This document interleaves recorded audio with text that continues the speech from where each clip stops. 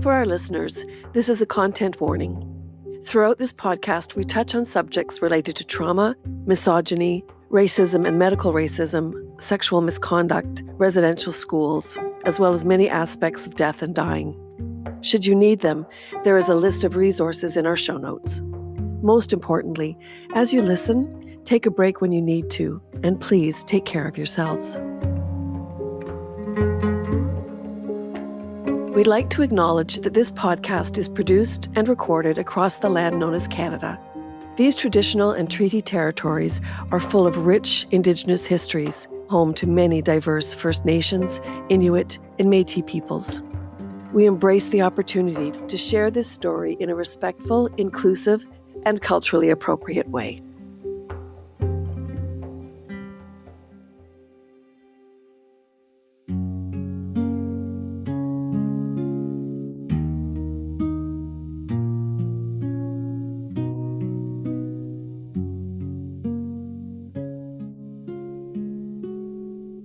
Hello, welcome to Before I Go.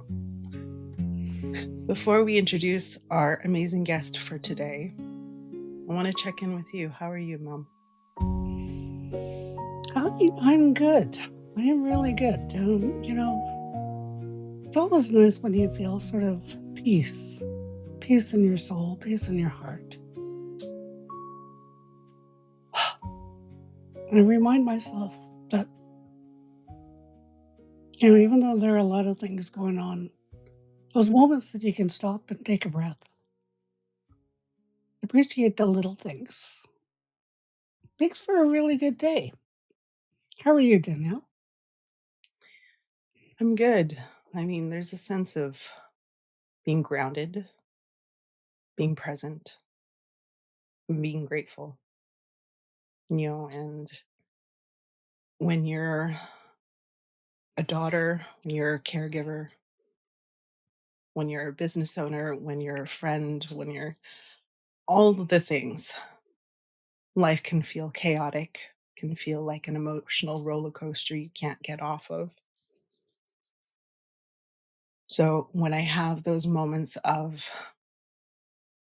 I'm here and I'm good, I treasure those moments, and yeah, I agree, that sense of peace, because I have a lot to be grateful for. We're going on new adventures. You know, we have an amazing team and we get to meet amazing new people. Hi, Don. How are Good you? morning.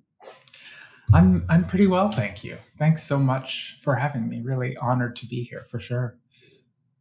Can you introduce yourself? Certainly. My name is Don Versluis. I am a nurse practitioner with Island Health. I am an assistant teaching professor at the University of Victoria in the nurse practitioner program. And I serve on the board of directors for CAMAP, the Canadian Association for Medical Assistants in Dying, Assessors and Provider, though I am not officially representing those organizations today. And very grateful to be with you both this morning. Thank you so much for joining us. I actually saw your webinar with Dr. Adam Sandel. Yes. That's actually how I heard of you. And I do know that he's been on your show before, so very flattered to be in such company. Yeah, thank you so much for joining us. Yeah, that was quite a while ago. When was that? January of last year, wasn't it? Time goes by so quickly. I struggle to give you a specific answer there. Mm-hmm. Sounds about right. So we started this podcast, as mother, daughter, as patient and caregiver. Mom was diagnosed with pulmonary hypertension 8 years ago. But she's not the first one in our family to be diagnosed with it. We lost my aunt, my Auntie Jerry, 14 years ago, 2 years after her diagnosis. So we're well-versed in how to be a patient, how to be a caregiver. And we saw the journey she took dealing with pulmonary hypertension, you know. And so when we were given the news that Mom has 5 to 7 years left, Mom, you made a choice. What was it? I made the choice to use MAID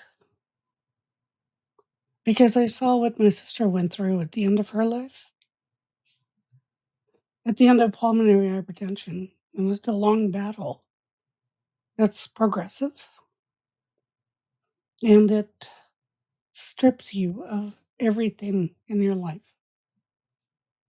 My sister spent the last few months in bed, unable to do anything that brought her any kind of joy. And so I made that decision. I had contacted, rather, I had spoke to every member of my family. I sat my husband down and he just immediately said, "Nope, nope." We had a long discussion around it. He went off to think and then he came back and he said, "Okay, if that's what you want, you have my support." Then I sat down with each of my children. That was a difficult conversation to have because not everybody is ready for that conversation. So it just sort of gave me an idea of sort of how people see MAID.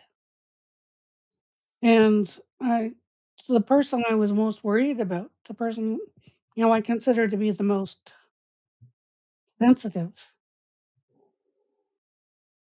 was the person that was most open to have a full conversation about it.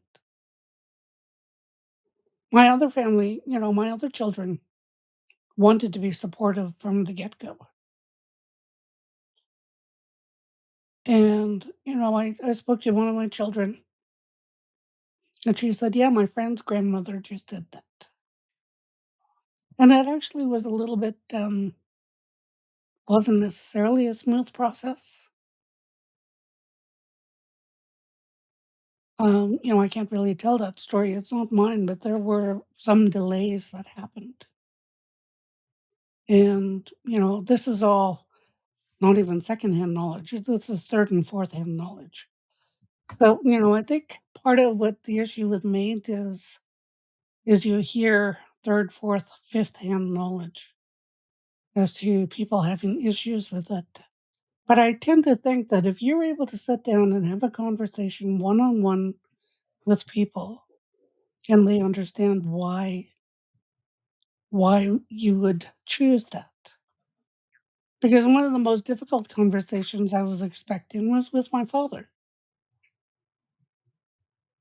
And he is the most supportive. He gave me a hug and he said, "You know what? If I was facing the same thing, I'd choose it myself." And so, why do people, why are there so many miscommunications around MAID? Because I don't think we're having enough of the conversation. Mhm. And when we started this journey, it was very surprising to learn that, you know, we're trying to build this platform by putting an Indigenous lens on medical assistance in dying in Canada, because that conversation is not happening. You know, the MAID report from a couple of years ago said, over 90% of people who use MAID are Caucasian. Why aren't Indigenous people using it? Why aren't minorities using it? You know, and in starting these conversations, in asking these questions, it brought up broad topics that we are still dealing with every single day. The medical racism, the systemic discrimination, the intergenerational trauma that comes with it, you know, and with that comes a broken trust in a system that is hurting us. And so we wanted to have these conversations of what is MAID, and we're so glad that you can join us today. What what is your experience with MAID? I think, thank you for that question. I think my own experience with MAID is unique, as I think all of the provider experiences are. I never thought, that is something I want to do. I never thought about MAID until I was asked. And that happened in 2016. And I had not heard of it even at that time. And I had a patient ask me, and I sat down and talked to her about it to understand her experience. And that was my intro into MAID. I looked into it. The process at that time was very prolonged because there weren't formalized policies yet within the organization. There certainly wasn't a lot of formalized policy around nurse practitioners doing that role. It was largely physicians, especially in the early days. And so my experience has really been so diverse, actually. And so I'm from Hamilton, Ontario, the lands of the Six Nations, the Grand River. And in that community, I found that people weren't nearly as open to MAID as they were when I had moved out west here. And in fact, one of the draws for me to move out west was that my community of practice was out here. If we're speaking about my personal experience doing MAID work, it really has been an immense privilege to be invited into such intimate moments of people's lives. I get to see the last words and the meaning making from people, and that is an immense privilege. That's something so few other people ever get to witness. And moving out to Vancouver Island, and so I'm now on the Lekwungen speaking people's lands, the Songhees Esquimalt peoples, on whose traditional territory I now live. And my experience in moving from Ontario here has been, people here are much more open to that. And if we speak about, embedded racism, I see that. I see it largely as the white wealthy who access MAID. And it's tricky, I think, in how do we remain open to other community groups without pushing or encouraging at the same time. I find it is delicate and it requires a lot of listening. And so my experience with MAID is that it really emphasizes personal autonomy, and it involves a lot of listening because it's so unique how people experience suffering. And so it's been a lot of learning, a lot of listening, in a very privileged position to be a MAID assessor. Mm-hmm. And for someone who has never heard of MAID, mm-hmm. How do you describe it to them? How do you start that conversation? That's a bit of a tricky question. I think it's difficult to remember that because MAID has been such a large portion of my life and career for the past 10 years. And so I almost forget that. I think, what is MAID? I think MAID is kind of enacting personal autonomy and to allow someone to remain in control over how their end of life looks. I see, even if people don't actually move forward and receive the medical assistance and dying procedure, I see immense relief in being deemed eligible after an assessment, the relief in period to know, things are not great and things are difficult, but I'm in control. And empowering them, as I said, is such a privilege because I see the relief in their eyes. And it really lets them put death and dying aside temporarily because that's a box that they've checked. They've got a plan and they are in control of that. And to see people be able to now put that aside and live their good days and enjoy their good days is really wonderful to see. Mm-hmm. Have you faced any, controversy, pushback or, struggles with it?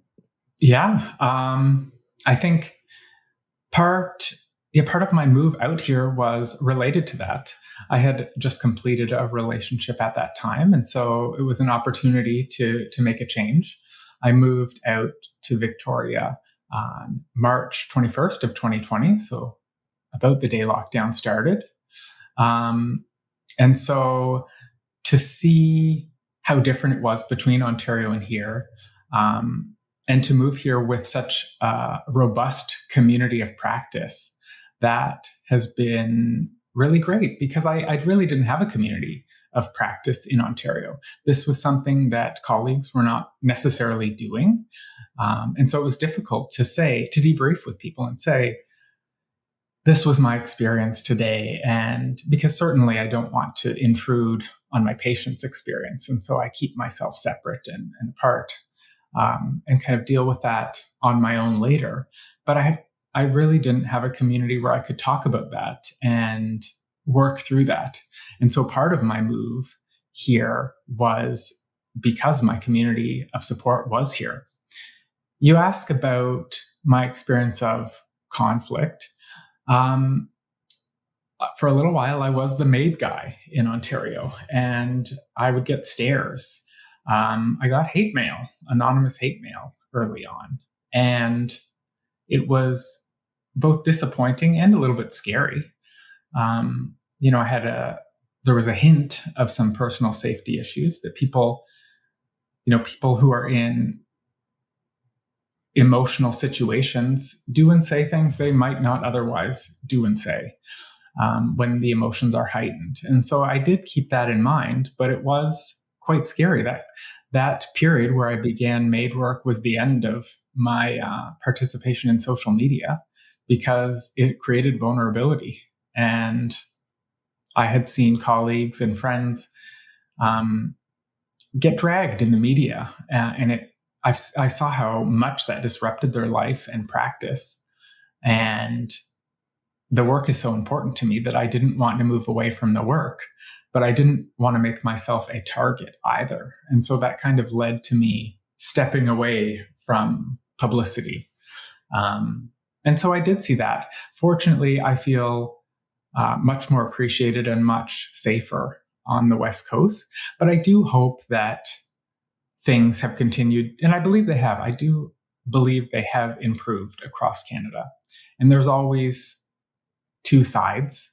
And so I do see that coming up again with what's happening in Alberta. So it's still present for sure.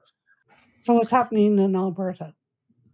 So Alberta has proposed and approved a new bill, Bill 18, that changes a number of aspects to the MAID eligibility process and who can access MAID.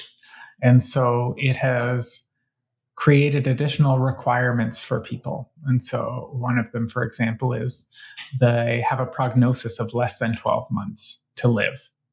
That is incredibly difficult to specify. And I think that those additional barriers aren't necessarily safeguards, and they don't necessarily focus on patients' lived experience. And so I am keenly watching what's happening in Alberta right now, to see how that impacts access. I think being in BC, I do wonder if we'll start to see people leaving Alberta to come to BC to access MAID that's no longer available to them. Mm-hmm. I also see the distress in my colleagues working in Alberta. There's a new fear of the new requirements and safeguards. There's a new fear in providers of the scrutiny on the work that they're doing. And I think the whole country is watching carefully what's happening in Alberta. And I think we need to come together as a population, as Canadians, to say, well, wait a second, is that really the true belief of the people? Well, I do have to say that, I'm really sad to hear that you've suffered that way because of, your support and your participation in the MAID process. The idea that I I don't know, I've kind of coined it as weaponized Christianity. It's people making choices because of what they believe to be right. Um it just makes it difficult. Again, you're entirely correct when it comes to personal autonomy, because there was a sense of relief when I made that decision. And it wasn't necessarily that I was even going to be able to use MAID, because, we don't have a lot of choice at the end of our life. And sometimes things happen regardless of whatever your plans are. As somebody who has sat with a number of people at the end of their life, not in the sense that you have, but in a way that you get to have those conversations, in a way that you get to be a part of the end of someone's journey, feels like such a privilege. Because sitting with my mother, sitting with my sister, sitting with my brother, and you're very protective of that energy around them, of just filling them with a million I love yous, and hope they carry that with them on their journey. One of the things you brought up was, white wealth, and how you know, that seems to be the people who use MAID, wealthy white people. It's the same thing with everything, with absolutely everything. I couldn't get onto the clinical study for this miracle drug I'm on now, but guess who got it? The wealthy white folk who lived close to the hospitals, who, could fulfill that narrow window of criteria. And so, yeah, that was part of the reason when we started this podcast. It was around my experience with MAID and applying for it, and researching it. And well, as Danielle brought up, 94% of the people who use MAID are Caucasian. And so we ended up asking the question, why? Why? Because they feel like they have more agency? Because they feel like that, I don't know. And then the answer became more and more complex. From the racism that still exists in Canada. I mean, people like to think that it doesn't exist anymore, but it's out there. It's out there. If you read the recent study out of Quebec, that they're still sterilizing Indigenous women? Oh, for God's sakes. Where is the humanity? Because I was shocked when I first heard last season that, sterilization used to be fairly common. If an Indigenous woman went into a hospital, for whatever reason, they would automatically sterilize them. I heard this firsthand from a head nurse at a regional hospital. That was just offhandedly told me that this is what they do. And then to find out the last time, what did they say? 2018 was the last time they've known of it, and yet now here comes a recent study of Indigenous women being sterilized. So why don't we trust the medical system? Why don't we use MAID? Because it's not safe. And that's a big generalization, because I was happy to report, after my brother had passed away, We had talked about him in our last episode of last season and his medical battle he was going through. And the hospital was amazing. They held so much room for our cultural beliefs. And so, you get hope, and then you hear another story. And then you get hope, and then you hear another story. It's difficult. What you say, Mary, I am so hopeful. I hope that in the future this continues to improve, and I really do have genuine hope for that. Being a member of the queer community, I can say to you both, you have allies, which are so important for the queer community, and it improved for that group. MAID work has provided me the immense opportunity of speaking to queer people who are much older than I am, who are in their 90s, and has given me the phenomenal opportunity to thank them for the suffering they endured that made my life so much easier. And I'm so hopeful with that history that the Indigenous population can experience something like that because you have allies. And I really hope that that's possible as well. And I will keep standing with you to hopefully continue to move the needle so that that doesn't continue happening. Well, I appreciate that. I definitely appreciate that. But if you look at the resurgence of racism, just out and out racism, Yeah. it's difficult there. But if we're talking specifically around medical racism, then we have to break it down into manageable chunks. Mhm. Because we have these racist organizations starting in BC. We have racist, MLAs and MPs. We have racist doctors who have come out. And, it's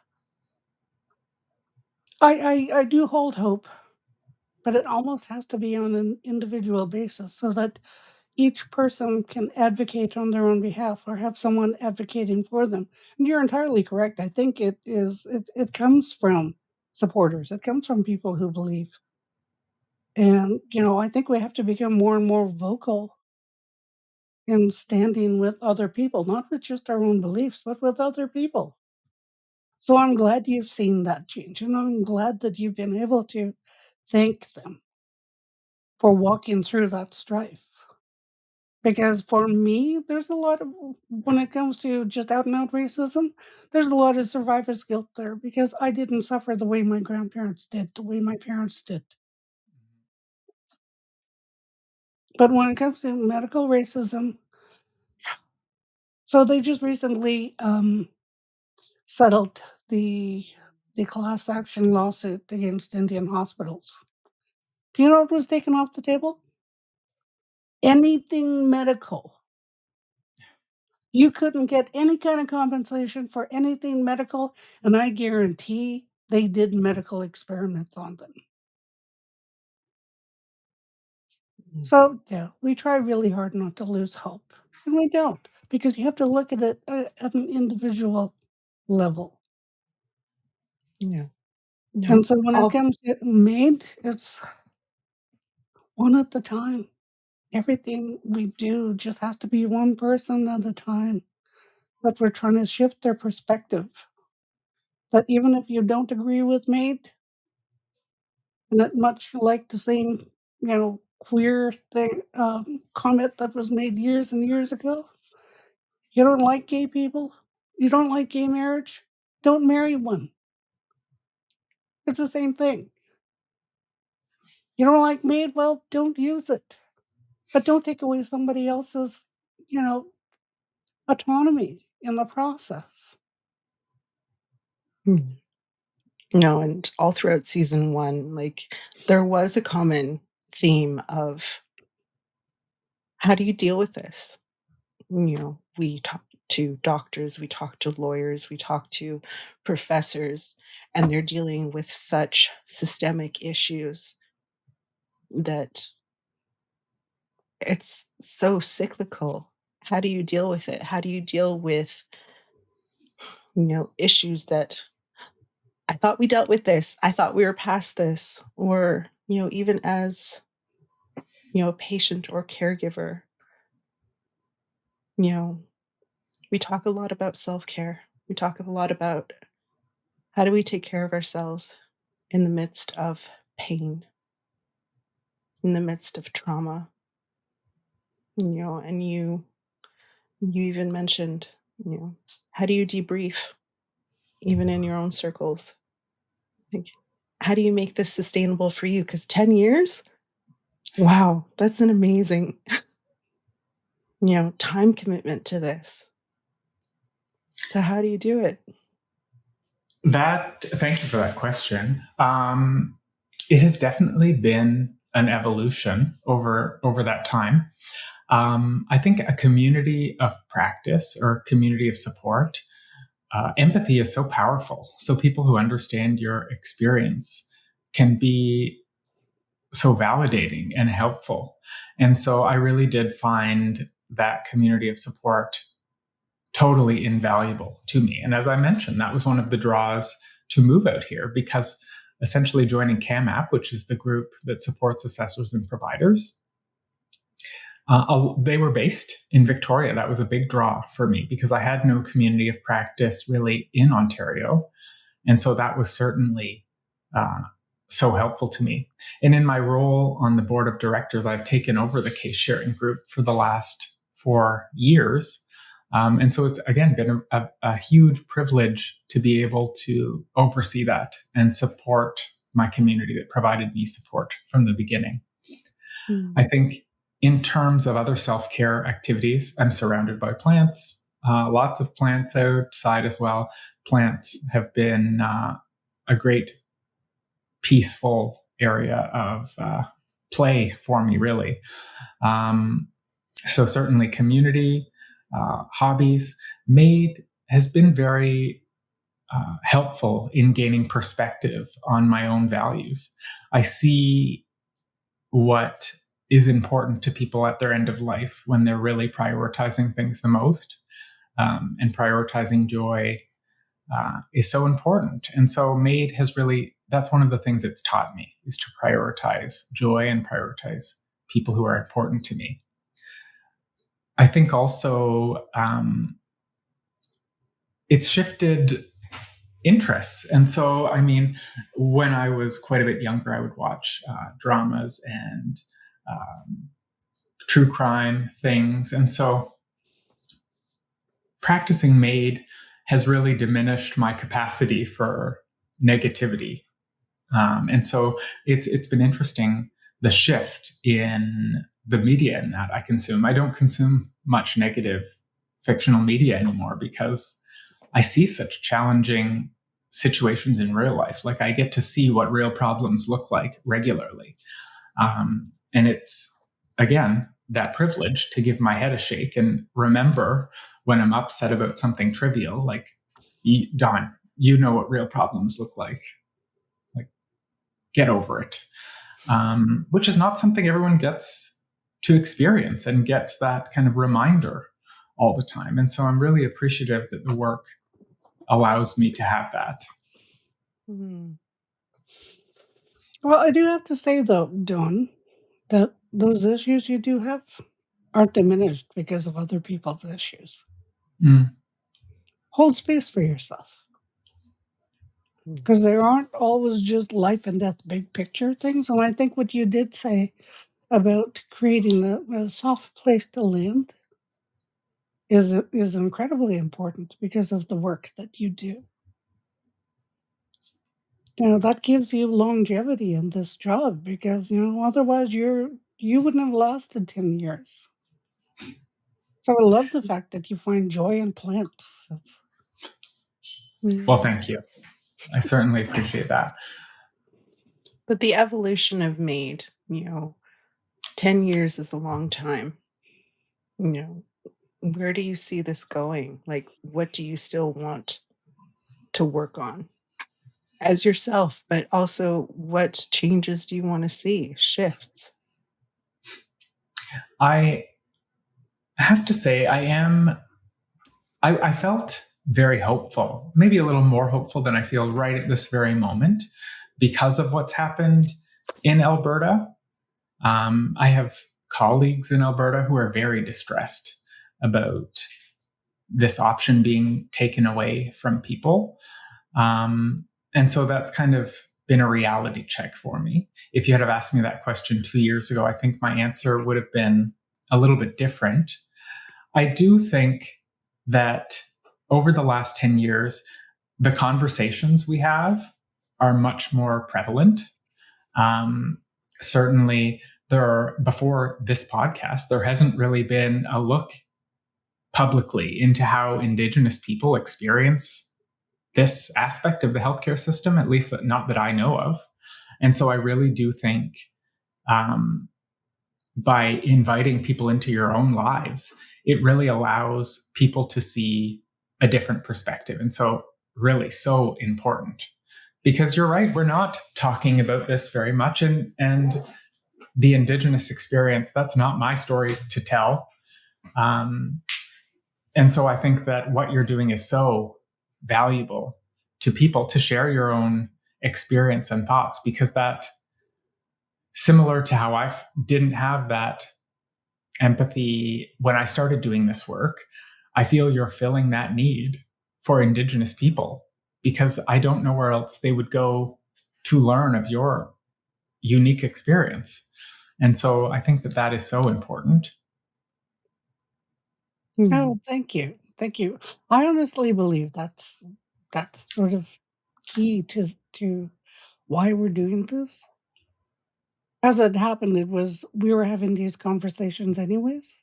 And as Mhm. people with a film and television background, and I actually started in radio, it just seemed like maybe this was a bigger conversation that should be shared with other people. And so thank you. I appreciate that.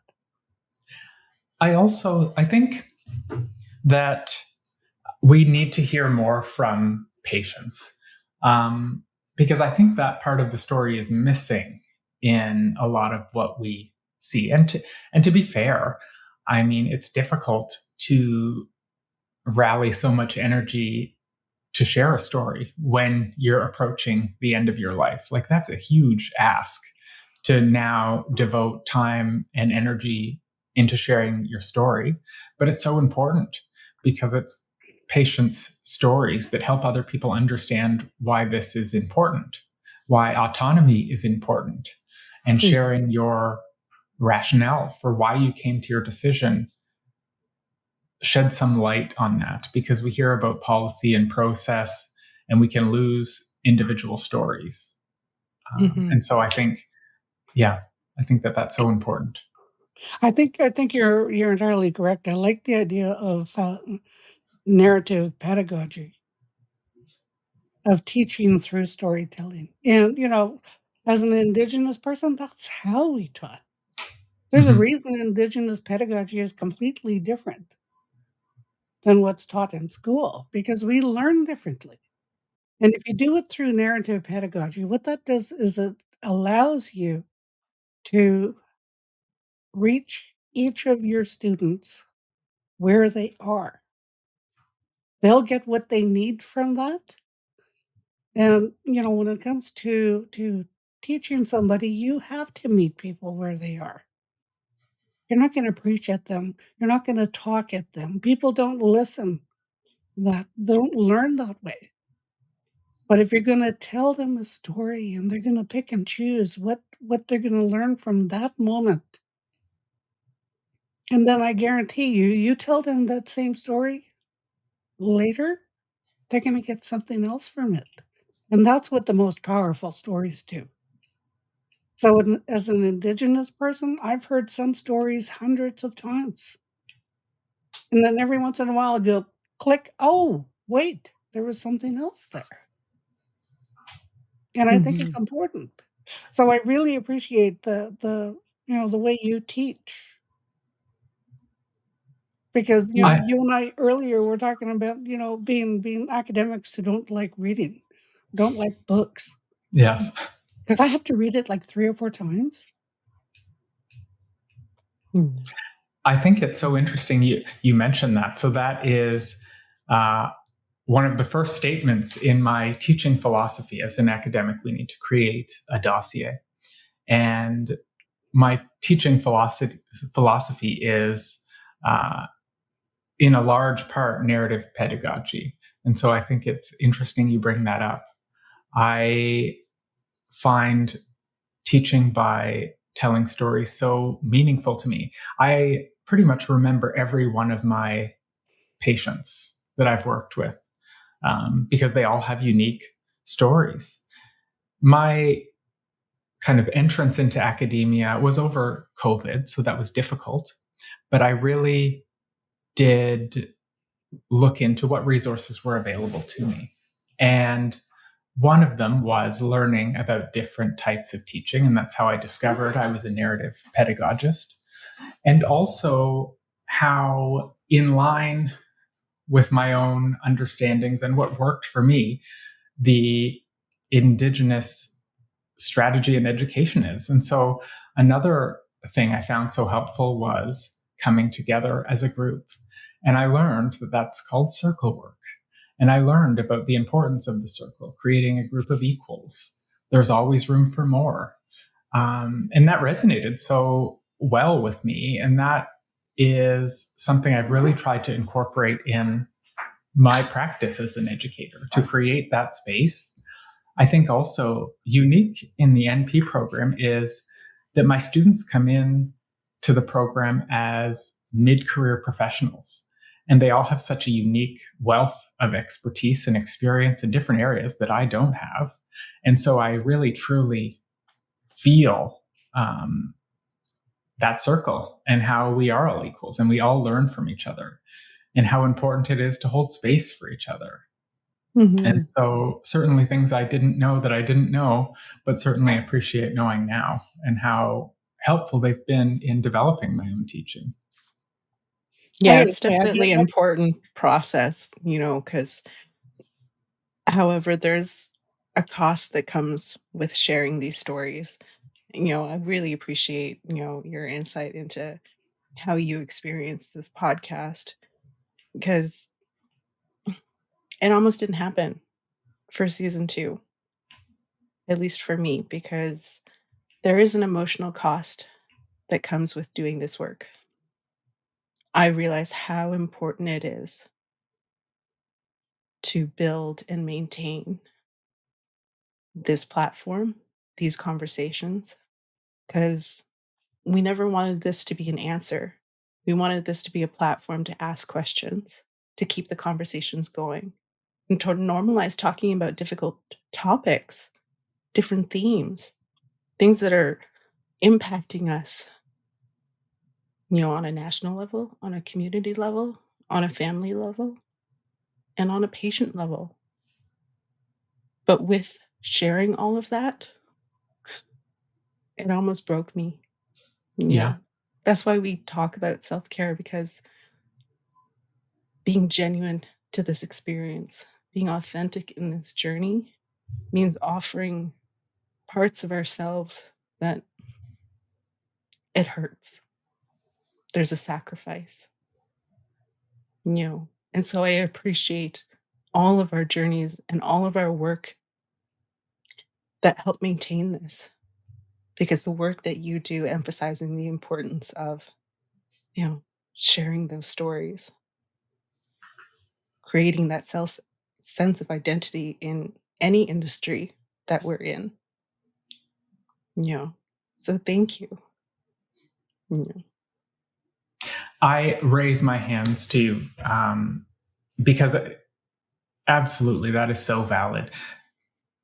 As you approach end of life, you only have a finite amount of energy, as we all do. And devoting so much energy to this podcast and sharing this experience is certainly a legacy. This is filling a huge gap. There's nothing like what you've created. available to people right now. And so I think that this is going to be so helpful for so many people, not just Indigenous people, but people in general experiencing such a difficult challenge as they approach end of life, and to be so vulnerable and open with your experiences consumes so much energy. And so thank you for that gift to people. Yeah, thank you.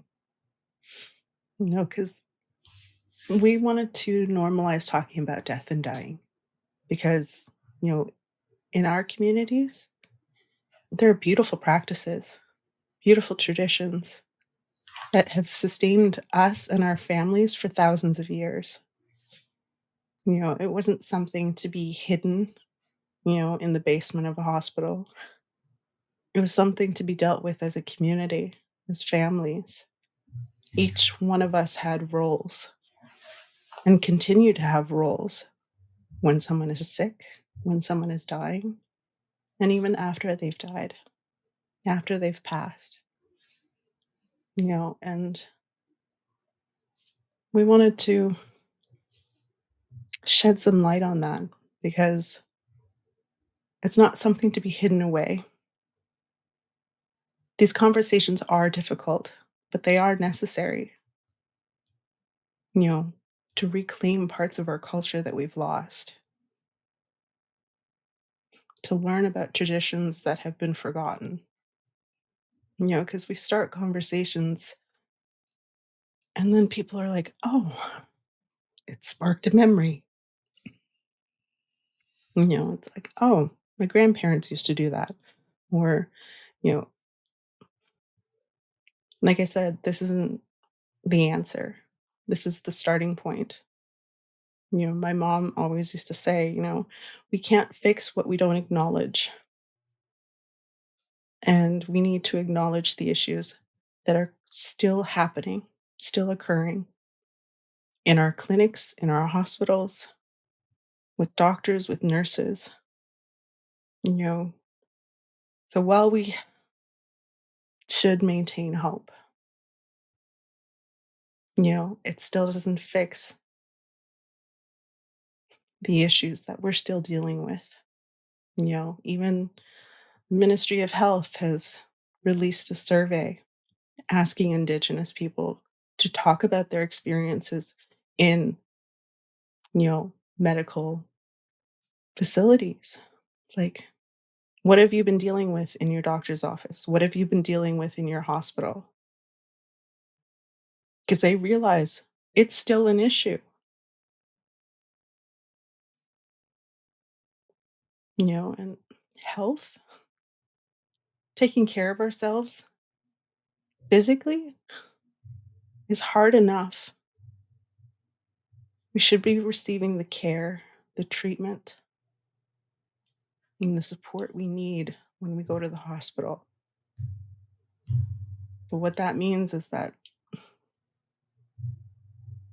we even had this conversation with Dr. Sandel. Before we even get to the clinic, before we even get to the hospital, we'll have this thought in the back of our minds. Will they treat me as a human? Will they treat me as someone worthwhile? Or will they hurt me? Will they not believe my pain? And these are all of the conversations that we're having. And so how do we make space for that? Thank you for sharing that, Danielle. I think that's such a burden to carry, but so important. I think we absolutely can't forget the history, because we see how history repeats itself if we forget it, certainly. And so it is so important.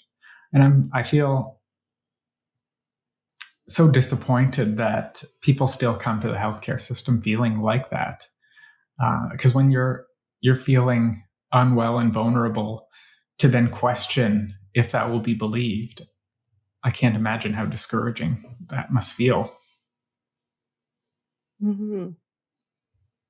And it is encouraging to hear about, certain universities, colleges that are starting to incorporate, Indigenous, not only Indigenous teachings, but Indigenous history in, health.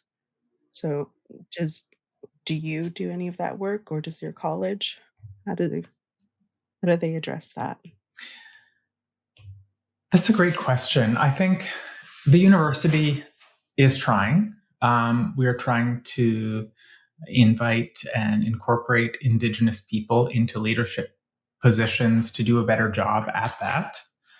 I personally struggle with that because I am very worried I will be assuming an experience that I didn't have. And so I do really try and use the things that I'm learning from Indigenous peoples, kind of pedagogical philosophy in that wasn't my area. And so learning about those different ways of knowing and ways of educating has been really eye-opening to me. I think that we're really trying to incorporate the Indigenous lens into teaching in all areas of healthcare. We have Indigenous focus seats in the program because of the disparity in opportunity. And we do have Indigenous students. I struggle to find an appropriate word. I'm encouraged by the interest of some of my Indigenous students in working in an area of end of life or with MAID. I really do feel that we need people with those lived experience to be doing this work also to help shape it for that population, because anything that I incorporate into my practice is through other people. And I think those various lived experiences are so important in incorporating that. And I do struggle because I haven't had those experiencing anti-Indigenous racism. But I certainly acknowledge that they're there and try and share my understanding of them in ways we can approach that in a more understanding and accepting lens. Because you're right, it's a big gap. And I think we're going to have to continue working on it for the rest of my career and probably for generations to really continue undoing what has been done in the past. And so having a good understanding of that history is where we need to start. And I do see that we're starting to do that, and I hope that we continue. Well, yeah, I think so too. And I think it's really, really important. Like Danielle said, I truly believe you can't fix what you don't acknowledge. And many people try to ignore life, ignore the difficult things. That until you stand face to face to something, you have no hope of fixing it. So, when it even comes to as a practitioner, what does culturally safe made look like to you? What a great question. I think approaching people in general with openness, with an invitation to incorporate what is meaningful and important to that person into that process. And not just Indigenous people, but any person. Everyone has their own unique lived experience, and incorporating that into end of life is very important. And so I feel that incorporating Indigenous traditions and practices is important, and that exposure also helps us all have a better understanding.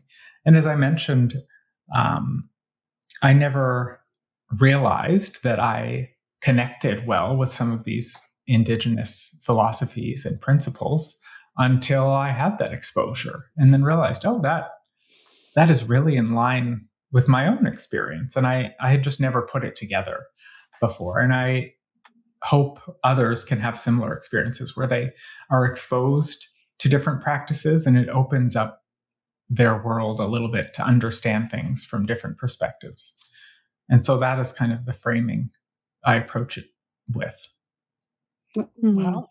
Well, Daniela touched on it, but I tend to think that Indigenous people do a few things really, really well. And one of which is death and dying and that whole process around that, because we have ceremony, we have tradition. And we also have roles, like Danielle said, that you just automatically step into. And some of the traditions we have, as a documentary filmmaker, I'd love to make a documentary around sort of the whole death and dying process within Indigenous nations. But, I think it's important that when we're having these discussions, that, we speak to the people who are providing these services. So, as a healthcare provider, how can we make it so that they better understand Indigenous concerns around MAID? Because that was sort of the big question we asked. Why are Indigenous people not using MAID? But how do we get healthcare providers to better understand our concerns?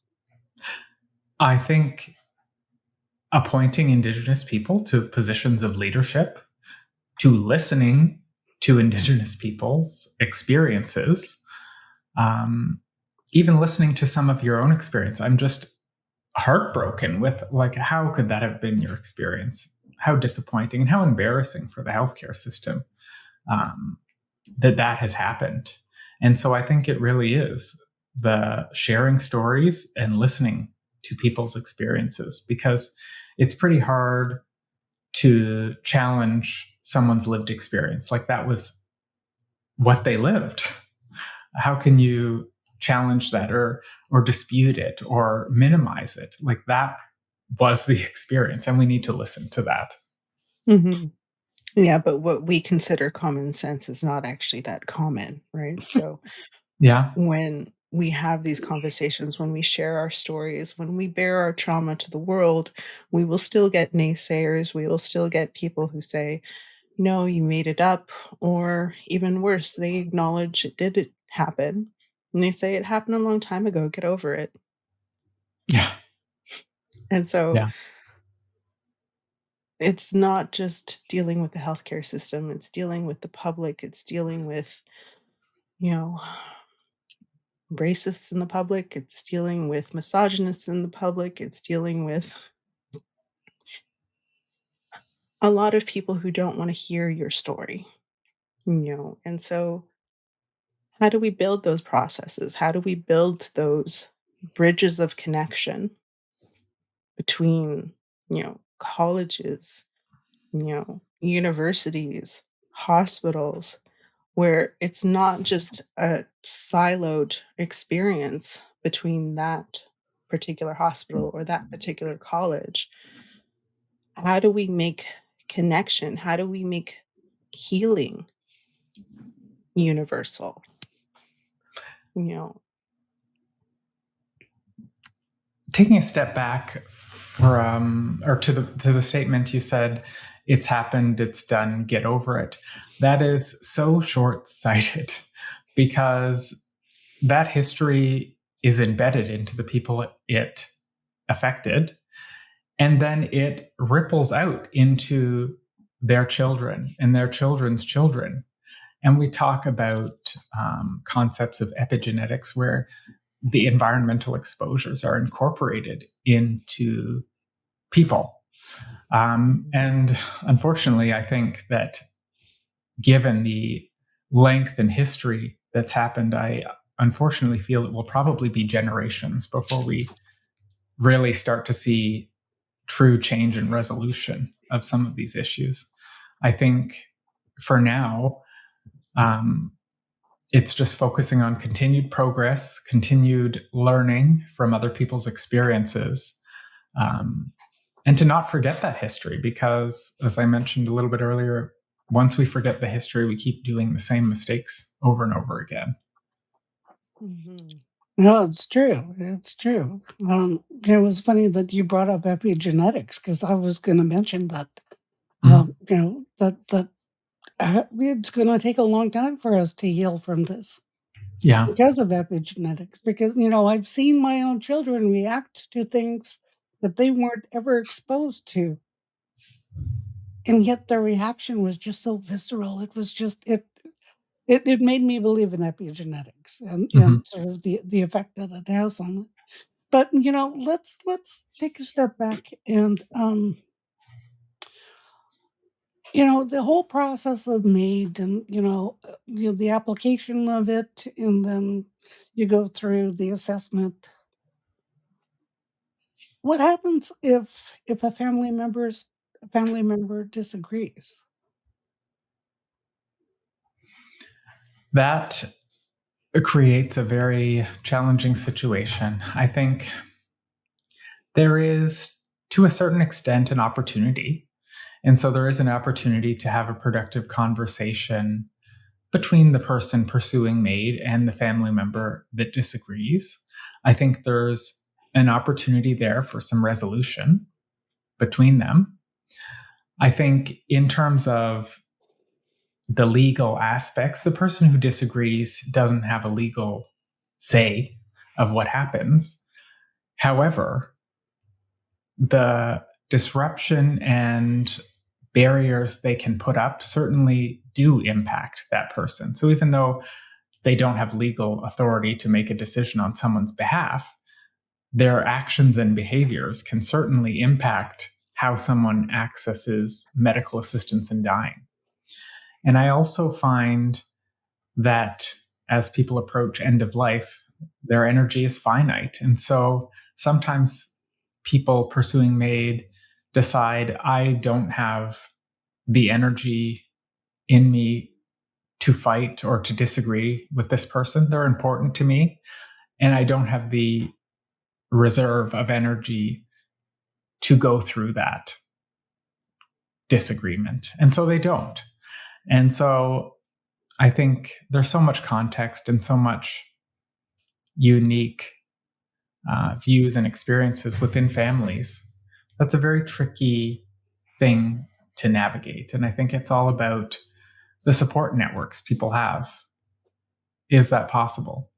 And I mentioned that in acknowledging the energy this podcast must take to create, to put so much of yourselves into it. Like that takes a lot of energy and a lot of reserve. And so I think we just need to continue focusing on having open dialogues, to listening to each other, because I think the whole underlying theme of MAID and the thing that is so important and resonates so much with me is the importance of personal autonomy. I see how beneficial that is, how meaningful that can be to people, and how important that is to people to maintain. And I see the relief in people's eyes when I say, you're eligible. We go through the process of assessment and I say, okay, I find you eligible. The sigh of relief that this is one less thing on their list that they need to do. And that, there's a plan for that. And so I can put that aside for now and focus on the other things in my life, because MAID is only one small portion of people's lives. And I think that it consumes so much energy and so much space in people's minds while it's uncertain and unresolved. I think giving that autonomy back to people is such a privilege, because I see the relief in their eyes. And that's really been so meaningful in my career. I never experienced the gratitude in working in emergency and trauma. That was my nursing career prior to becoming a nurse practitioner. I never experienced that gratitude in that environment as I did in doing work in people who are approaching end of life. Yeah. Yeah. Don, can I ask something of you? You can say no. Okay. But in your previous experience as a MAID practitioner, can you walk me through what it looks like? Like what an assessment and looks like? no, not the assessment, but the actual practice is. So if you can remember sort of those moments. A clarifying question. Do you mean at the procedure itself, like giving Yes. the medications? Yes. Okay. Again, I feel, sure, I can walk you through that. So after an assessment has been done and things are moving forward as the person has planned, I really take their lead. There are certain safeguards we need to be mindful of. So, of course, ensuring consent, and there's processes for that, ensuring there's a final signature in that. But I invite people to incorporate their own beliefs and values into that process. I think meaning making, when I started doing this work, that wasn't something I considered as much. It was working with spiritual care practitioners in my old organization that really opened my eyes to the benefit that those practices and traditions have. I think MAID itself, on the day of and leading up to, I think there's such an opportunity there. There's what I would call productive grieving, where you can say the thing that you wanted to say but hesitated to for the last 10 years, or apologize for the thing that has been kind of a stitch in people's sides, or kind of a conflict, a subconscious conflict in people's relationships for the last period of time. It creates an opportunity to resolve those things. And I think that is so beneficial, not only for the person pursuing MAID at the end of their life, but to their family, and to invite them to be present for that. And so back to your question, Marion, what does that process look like? So it's certainly incorporating their beliefs and values. It's certainly making sure you're adhering to the safeguards in the legislated process of ensuring consent. And then incorporating all of those meaning-making activities that are important to the people. And so I like to keep my position in the corner and try and keep out of the way of all that the social aspects and productive grieving of the family. I mean, I'm certainly present because I'm there in the room. I have my medications, which are pretty conspicuous, like there are a lot of large syringes, but I really try and minimize my presence to stay out of the way so that people can create the experience that they feel they would benefit most from. Does that answer your question a little? Oh, it kind of does, and it kind of doesn't. I guess it's what's the most beautiful thing you've witnessed? So beautiful things I've witnessed is, I guess, kind of enacting what I was more vaguely describing. So to hear the apology, and the privilege of being able to hear people's last words to their loved one, to their teammate in life, their partner. I don't know anyone else who gets to hear those things and be present for those things. So I'm very aware that that's a very unique and privileged perspective. Yeah, I think one of the things that I'm looking at is, like I said, I've been with people at the end of their journey, and with my sister, Mm-hmm. it was one of the most beautiful things I've witnessed.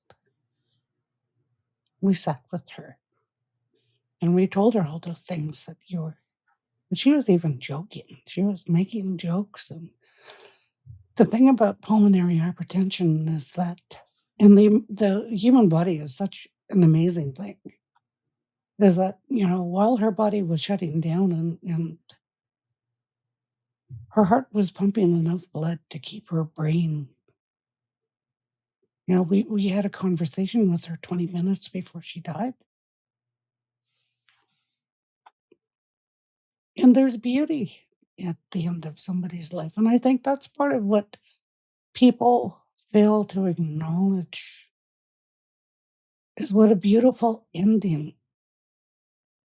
And it sounds horrible to say, but even a beautiful death that can occur because you're living so authentically that you're saying the I'm sorry I hurt you. I'm sorry you're saying the million I love yous. And I wish we could live that way. Mm-hmm. But because death is imminent, that people have a different energy. And I can imagine, like, I don't know what it's like to be in your position. But I truly believe that there is beauty at the end. When you have those moments that you can say what you have to say. And I guess the question was, what's the most beautiful thing that you've witnessed?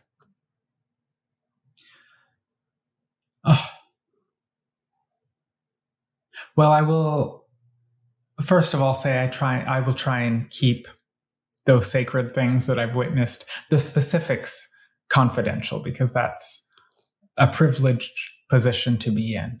And so I'll describe it kind of more as an overview.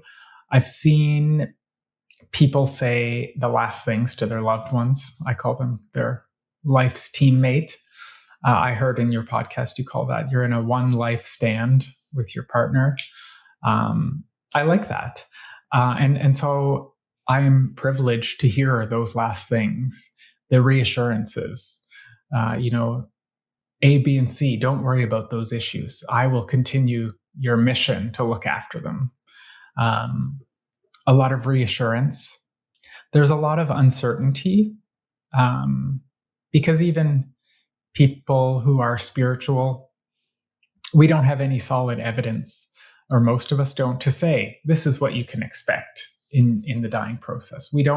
People don't have the opportunity to come back and share those with us, those experiences. And so I've witnessed a lot of variations of that. I think the most beautiful aspect to me are the takeaways that I get. And so I get to see the value of resolving some of those things. I think certainly to keep an open dialogue is critically important for people. I think it is important to me that I excuse myself when needed. And so I always offer to excuse myself. After I get the final signature, I say, I'm going to step out for a moment. I don't necessarily ask them, would you like me to step out? Because I find people say, oh, no, I don't need that. And so I say, I'm going to step out for a moment. When you're ready, you can send X loved one out to get me. I'll just be outside. And I excuse myself to create a bit of privacy because I don't ever want to leave feeling like I didn't give that opportunity. Because that is kind of the epitome almost of productive grieving, to have those important moments. And so as an overview, I think those opportunities, though the resolution of things is so valuable and beautiful to witness. The things I do see in person and the things that are on the other side of the door that I've excused myself for, I think that's such a wonderful opportunity. No, I appreciate that answer. It's I think I was I'm a documentary filmmaker. I've said that. I do these interviews where I try to get the emotion of somebody out of the interview. And I understand you have to hold space for, it's their story to tell. That you've separated yourself from that. So I guess maybe the question would be, what have you learned about love from families going through this experience? That it's so multifaceted. I think I will also say there's a lot of mirroring. And what I mean by that is I try and really read the room, because sometimes I go in and it's a very sad experience and people are very sad. I don't try and disrupt that, because that is what that person's experience is in the moment. But other times I go in and it's a party. There's laughing. There is a sushi boat. There is music. And there's some people dancing outside. And to see the diversity in people's end of life experiences is really beautiful. I certainly understand why some people would be so sad in losing someone that's important to them. And then I'm amazed at how beautiful and meaningful and happy some people's experience can be. And so really, I think the takeaway there is to not necessarily have expectations going into it. It really is to read the room. I'm a guest in this experience. I am, providing a certain aspect, I guess, the service to it, but I'm really a guest to the overall experience. And I try to minimize my interference with that while still meeting my obligations, the legal, the ethical aspects. Mm-hmm. Well, I guess I have, a two-part question, like for before and after, when it comes to the loved ones, when it comes to the family, when it comes to the caregivers. Before, they go through with MAID, what advice do you have for families, loved ones, caregivers to medically advocate for that? Like, if this patient has said, yes, I want MAID, I want to go through with the assessment, what does that process look like? What questions should they ask? Because we've heard of other people ask for it, but then it was too late, I think, or other barriers like lost paperwork. Like it was, how do families, loved ones, caregivers medically advocate for their loved one who wants MAID? that is a difficult question, but a great question. I think, and I've seen that happen before. So my doctoral work was about delirium, kind of fluctuating, impaired levels of consciousness. And so it developed a comfort to assess capacity, especially in people with dementia. And so that tends to be the type of person that I see so closely aligned with what you're describing. And part of the challenge is that legally, a substitute decision maker has no input in the MAID process. And so they can make the connection in their advocacy, but they can't do the eligibility assessment. They can't answer the questions because MAID has to be a decision and choice made by a person with capacity to make it. And so sometimes I see exactly what you're describing. Someone's been advocating for that person for a year, maybe 2 years. And by the time it finally happens, the opportunity is gone because they no longer have capacity. And that's really difficult to experience for them because they feel like they weren't successful in doing the thing that they felt was their responsibility. And so for me, when that happens, I try and leave space for their experience. Like, I appreciate that this is what they wanted. And I really do try and bring out aspects of the eligibility assessment that acknowledge their efforts. And so, for example, if someone tells me, I'm not experiencing intolerable suffering, because they have dementia and they no longer appreciate their suffering. The thing that they were worried about, they no longer can recognize is happening. And they deny to me, that's not causing me suffering. And so I try and bring the family, the caregivers' attention to those aspects. And so I think you've really done such a great job in advocating for your loved one. Unfortunately, based on what they're telling me today, that they're not experiencing intolerable suffering makes them ineligible today. However, I think there is also the takeaway that this person is telling us they're no longer experiencing intolerable suffering. And that's something to really be mindful of. I think that that is an aspect worth focusing on, because you're right, people do feel very disappointed if someone's found ineligible after such a long road in trying to attain the goal, the eligibility assessment, because it can be so disappointing and so detrimental to their identity as the caregiver and as the advocate, because they know that the person's been saying this for 1, 2, 10 years, and now here we are and it can't happen. And so I think leaving space for acknowledging the person's efforts in advocating on their loved one's behalf, and then also explaining why legally that can't happen. Yeah, thank you.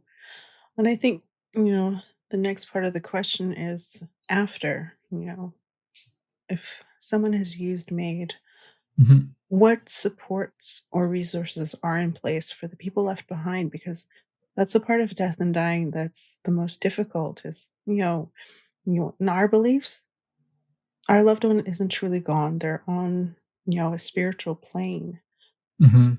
but it's still us left behind. We're still the ones left feeling the loss.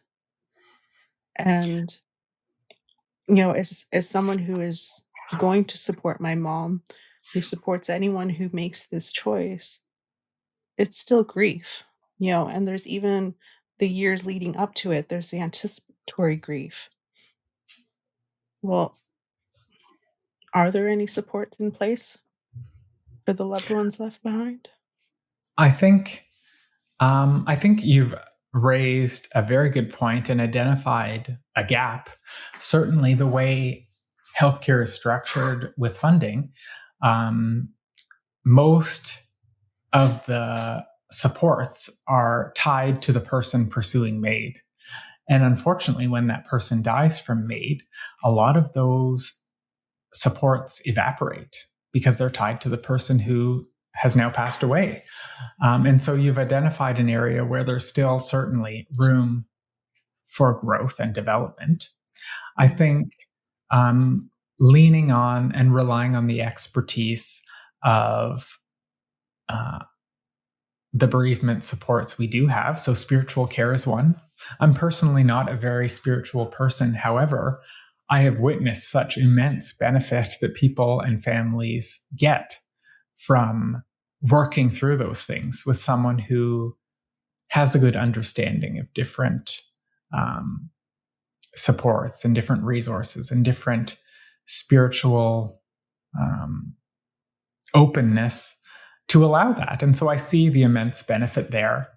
I think there are some organizations that can be very supportive. So certainly here in BC, our healthcare system is broken into health authorities or separated into health authorities. I think to explore the unique resources available within your health authority, and the MAID program is an excellent place to reach out to access those. And your MAID assessors and providers are also good resources to make that connection. I think working within Island Health, I'm privileged to have experts that I work with who are able to provide those supports. So I have a colleague named Oceana who's been doing this work for many years and has such a wealth of expertise and experience in providing this care. I think those are great avenues. There are other organizations. Dying with Dignity is one. Bridge C14, MAID Family Support Group, because there is a bit of a gap in my own role as an assessor provider. I tend not to continue working with families and loved ones after the MAID has been provided, because that's not outlined in my role. Of course, patients and their families have my contact information, and I'm happy to make those referrals if they've initially declined them and then later changed their mind. I'm happy to do that, and I invite them to contact me to do that. But I'm so appreciative of the other resources available, because, as I said, when the person passes away, a lot of the things that are tied to them also go away. I really want to, tell you, I really appreciate you being so compassionate and caring in your role.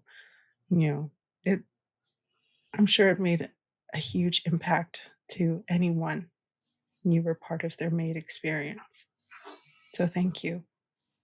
And for anyone who's interested in becoming a nurse practitioner or working with end of life, what would you tell them? What lessons would you share? That's a great question. I think if you have an interest, I think people with an interest tend to make the best assessors, providers, support people, because they're engaged. And so I certainly would say, if you're a healthcare provider and interested in moving into the MAID work, certainly explore what resources are available to you. CAMAP, as I mentioned, the Canadian Association for Medical Assistants in Dying, Assessors and Providers, a great organization. I was fortunate to be invited onto the team of creators to create the Canadian MAID curriculum, which is available through CAMAP, and it was sponsored by Health Canada. It is a great program to go through all kinds of different aspects of the MAID process. And so it's essentially broken into 8 modules, 7 technically, with the 8th interwoven into the others. And it essentially goes over a lot of the big concepts of MAID. And so there's the history of MAID, that's open to the general public. Clinical conversation, so how do you actually talk about this and respond when asked about it? There's a 3rd module on conducting MAID assessment, so going through each of the components of the assessment. There's an additional module on assessing capacity and vulnerability, because capacity is critical in ensuring someone is able to provide informed consent. And so it goes through the components of what makes capacity. And then it also focuses on how to approach and to ensure safeguards are used in protecting vulnerable people without blocking their access entirely to MAID, because some opponents of MAID feel that the best protection is to prohibit their access, which I don't agree with. There's a module on providing MAID, because again, it's an artful process. Like, yes, there is a clinical logistical process to go through, but to do that with tact and respect is paramount, because it's such a vulnerable time for people when emotions are so heightened. And so there is a module focused on what that specific part of the process looks like. There is a module on navigating complex cases. And then there has been a reiterated module about MAID and mental health, because that's kind of been on the horizon for a while now. There's been a lot of energy into looking and planning for that, even though it hasn't happened yet. It's still a critically important aspect of this care that we need to be cognizant of. And then the 8th module that I had mentioned that's interwoven in the others is about self-care and resilience. And interestingly, after the modules were all created, it was decided we really need to take the 8th module and incorporate it into the others, because feedback and experience suggested that the healthcare providers wouldn't take that module unless it was interwoven into the others, because it tends to be a feature of healthcare providers to put their own resilience and self-care to the side. And so it was interwoven.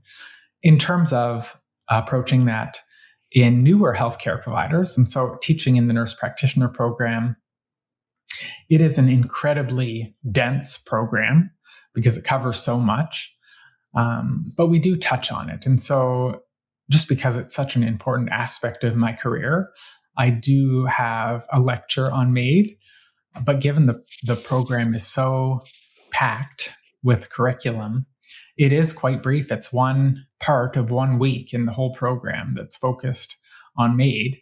And it's 1 week in the program overall that focuses on end-of-life care, including palliative care. And those are such important aspects to care that it is disappointing we don't have more time for it, but we really try and make the time we do have as impactful as possible.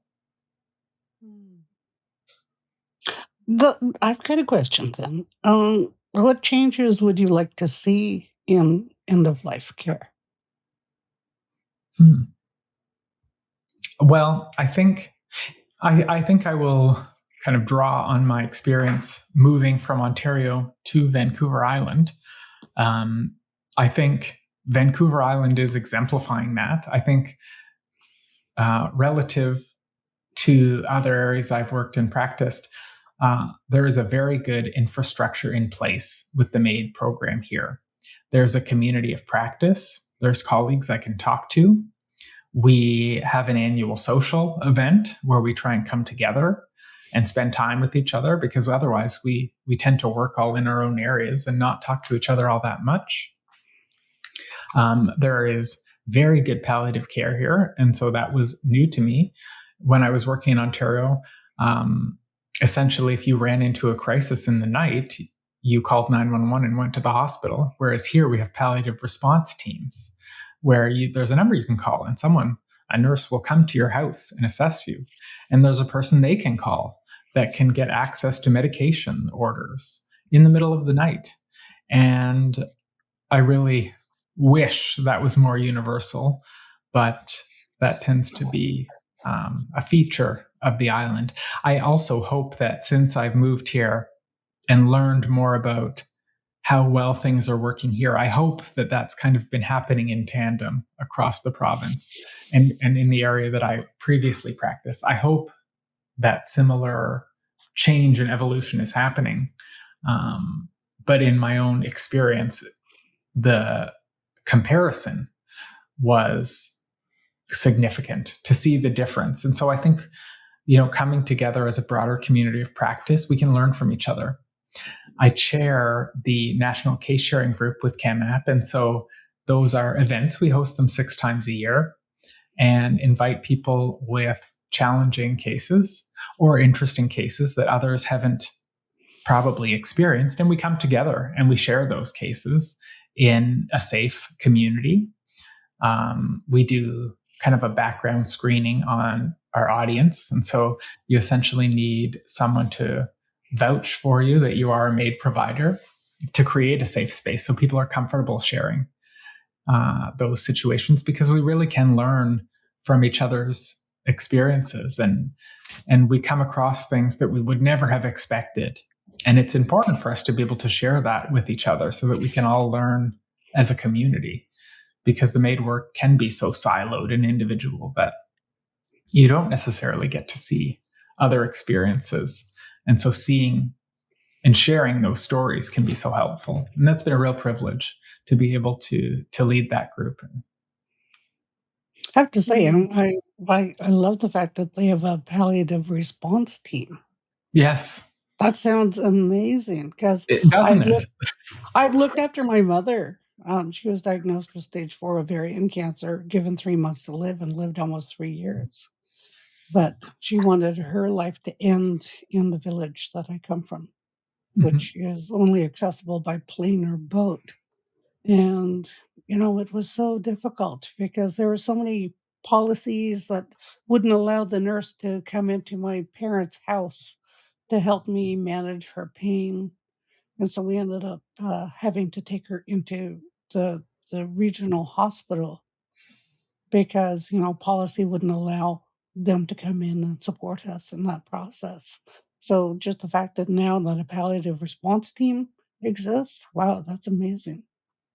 Because that had actually affected the outcome of Mhm. the end of my mother's life and how she had pictured it happening.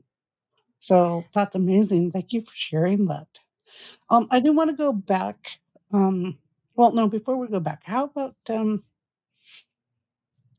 thinking in terms of palliative care, end of life care? How do you think the lessons from that could improve healthcare more broadly? That's a good question. I think there's potential there. Um, I do feel, and I'm glad to have seen that people sharing negative experiences with me has decreased over time. I did find, especially early on, it was people who had really struggled where there may have been things overlooked. And so I would see people coming to MAID because of circumstance, because of how things unfolded to them. Over the past 10 years, I've seen that shift gradually into people making this choice, not because they felt backed into a corner to make it, but because it became more socially acceptable to talk about in the last 10 years, that they actually came to decide that that is the route they wanted to pursue without the immense suffering or complications that arose in their care or accessing care. I think as healthcare providers in a strained system, we sometimes see things where, especially over COVID, where cancer screenings were delayed. And so that opportunity of cure was missed because of strain on the system, accessing the system in a very challenging time. And we never really know in cancers, what is the day when cure is no longer possible? Like that's almost impossible for us to know, but it's someday. And the delays over COVID, it's almost impossible to deny that things were delayed. Identifying a cancer was delayed, and so it was no longer treatable. And so I think I have seen, even though the system remains very strained, I have seen improvements there. And so I've seen people accessing MAID less out of necessity and more out of choice. And then I also have seen gradually the beginnings of our healthcare system getting back on track after such an immense period of strain over COVID, when resources were so thin, and that I've started to see the resolution of that more recently, and I'm certainly appreciative of that. Hmm. Well, thank you for that answer, but I think it was a little bit off of the question. So Sure. the question was, we learned so much about caring for our patients, and Mm-hmm. almost, with MAID, you're thinking about the family also. But, the amount of attention given to the patient on all aspects of, when you talk about spiritual care, you talk about, these conversations that happen prior. I'm just wondering, how do you take that and apply it to the rest of our healthcare system? What can we take from what we've learned from MAID and apply it in the broader sense to how we're taking care of people? And I believe that will be one of the ways we close that gap when we're saying, why are Indigenous people not using MAID? Because we don't trust the system. Well, how can we take some of those lessons we learned from being a MAID practitioner to seeing where MAID has evolved from? How can we apply that? And what can we apply to the broader healthcare system? Oh, what a great question. We need you as a consultant asking these tough questions. I think it's challenging. I think one of the, and I appreciate your goal in finding solutions as opposed to identifying more challenges, but I think part of the challenge is how many resources we have for the healthcare system. MAID is so unique in that I get to go to see a patient in their home most providers don't get to do that. I get to spend 2 hours with them sitting in their home, learning about them. Like, this is almost unheard of in any other aspect of healthcare. And so I think that humanization is so important and is also a rare opportunity. And so I think, one aspect is certainly improving access to care. I think access is an enormous issue right now.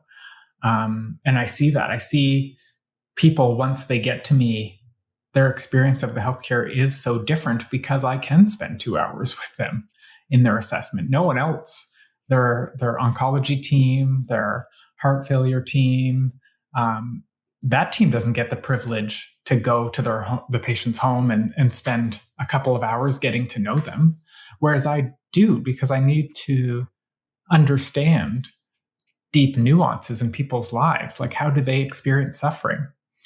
I think time is the greatest privilege of all. I know in listening to one of your early episodes, Marion mentioned, the 10-pound weight limit of being able to hold that. That is, an exemplar aspect of suffering we don't consider. When we think of suffering, we think of pain, nausea, shortness of breath, but not being able to hold your grandchild, that is incredible suffering that is so hard to measure and understand. And so that's why I am fortunate to get the opportunity of time, because I need to uncover those things to understand someone's experience. And so I think the privilege of time would be a great kind of area to focus on how we improve the rest of our healthcare system. But I think that is difficult to achieve given the strain the healthcare system is under right now. And so I don't have a great answer for you, Marion. I think it will be many system changes that are required to allow that to happen. I honestly believe, though, it's a teachable moment for the rest of the healthcare system as to what is effective. But here's another question then. How do you respond to those who worry that MAID may become a substitute for better care? Well, I think the focus there is the person's autonomy and choice. I understand. I appreciate the argument. If we had ideal palliative care, we wouldn't need MAID. I appreciate that sentiment, but I also don't completely agree with it. I think certainly there's room to improve palliative care, but just the way I described suffering a moment ago about not being able to hold 10 pounds. Well, when you say I can't hold 10 pounds, well, that's trivial. Like, who needs to hold 10 pounds? But when you frame it in a way that you can't hold your grandchildren, that is immensely impactful, and that is immense suffering. And that's something palliative care isn't very good at fixing. I don't think it's specifically palliative care, though. I think it's like all care. So, you brought up the argument of mental health issues. So, is the people who argue that MAID could become a substitute for better care in mental health issues, for dementia, for, all of these other things. So rather than try to help heal it, we'll use MAID. So how do you respond to those who worry that MAID would be the answer to those questions? Well, I think it's to be aware of that possibility so that doesn't happen. Because you're right, it could be viewed as a cost-saving strategy. Well, instead of improving that program, we'll do this. But I think it goes back to autonomy and choice. And we need to work in parallel. We need to dramatically improve and bolster other aspects of healthcare, but we don't improve and bolster other aspects of healthcare by blocking access to certain groups for MAID. It's a both and solution, not a well, to protect you, we need to remove another option. No, I like that response. I really do, because it's, these are difficult questions that people do, or people ask of us. Yeah. And I think it's, we have to respond to both sides. Yes. And there are people who don't agree, and there are people who say this is wrong. And I personally have never had anybody, challenge, my eventual use of MAID.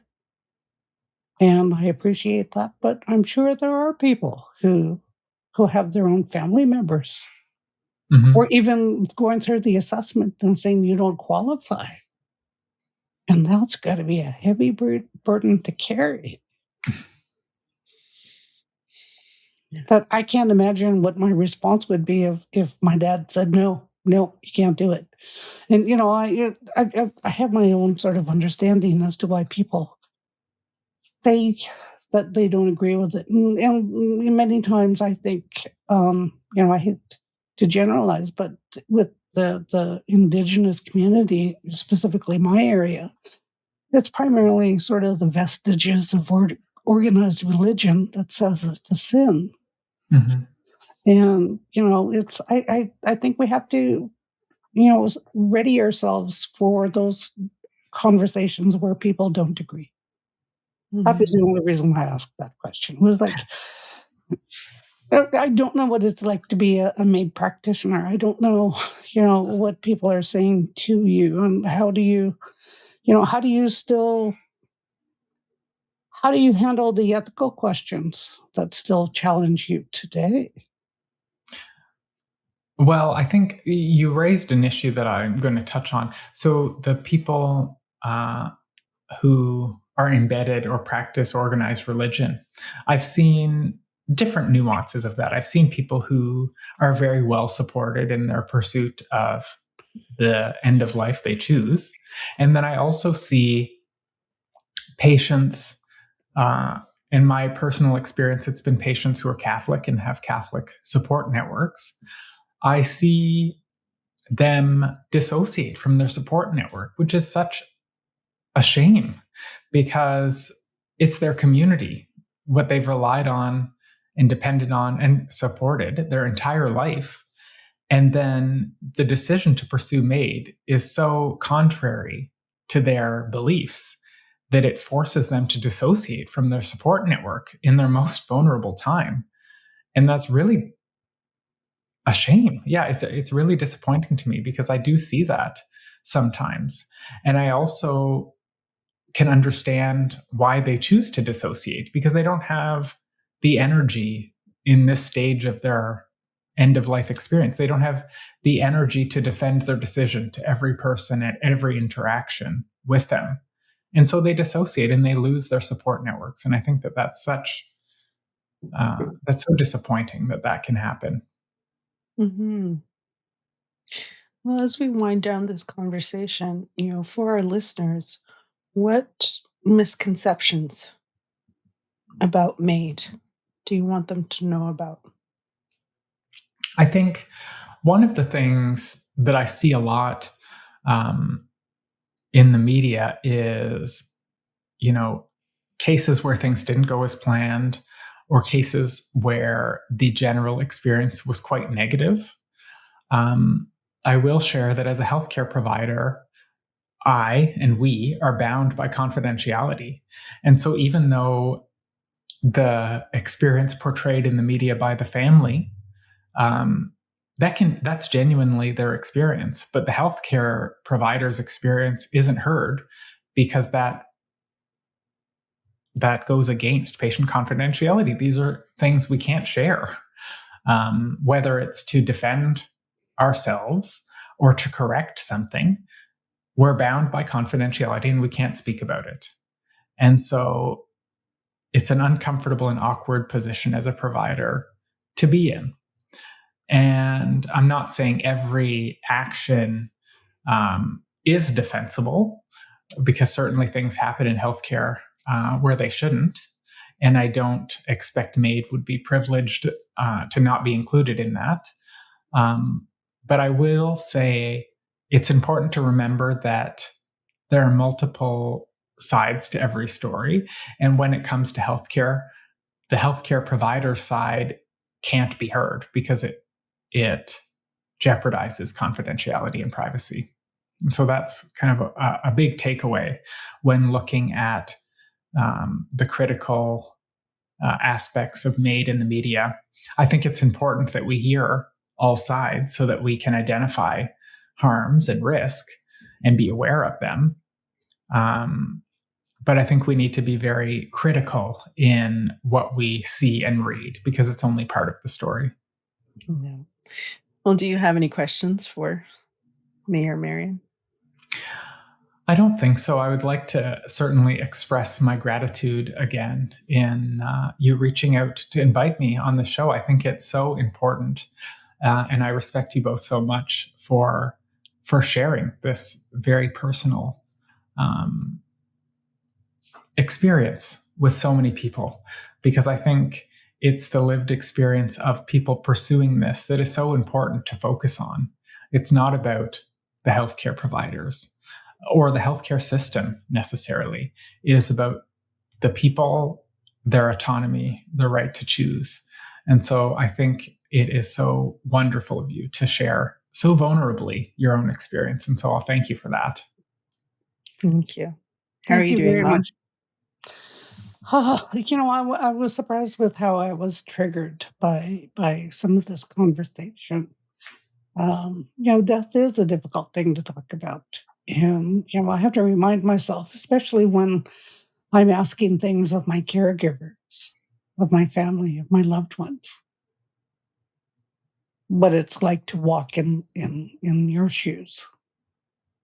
And that being supportive of somebody who wants to use MAID is a difficult burden to carry. But we're asking a lot of our loved ones. But I think many of our loved ones have also come to terms with the fact that our life is about to end regardless.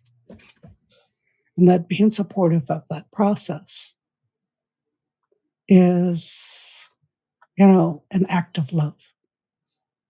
So thank you very much, Dawn. I appreciate the conversation. Danielle, how are you?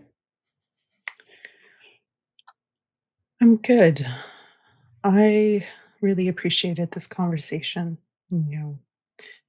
It is difficult to talk about, and unless you or your family member have any experience with it, it's difficult to build that community of empathy, of understanding. And having conversations like this is how we, build the bridges of community, a foundation of support. You know, this is what self-care looks like for caregivers. For myself, it's making time for critical thinking. It's making time to have hard conversations with loved ones, and also making sure that we're taking care of ourselves in the process. And what does that look like?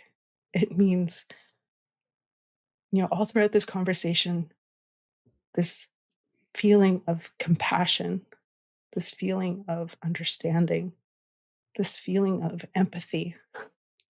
There is power in that. There is power in this conversation that we're able to have online from different parts of the world. And I appreciate that. So thank you. I'm filled with gratitude, and a lot more thought provoking questions, but that's part of this journey. We never have the answers, we just have more questions, and thank you, Dawn, for being part of this conversation. So, as always, self care. Figure out how to take care of yourself. Thank you for joining Before I Go. I have walked through dark and light. I have loved with all my might. Every scar and every mile brought me here. And when the road grows thin, and when the night rolls in, before I go. Thank you so much for joining us, and take care of yourselves. Self-care is not a choice, it's mandatory. Figure out how to take care of yourself.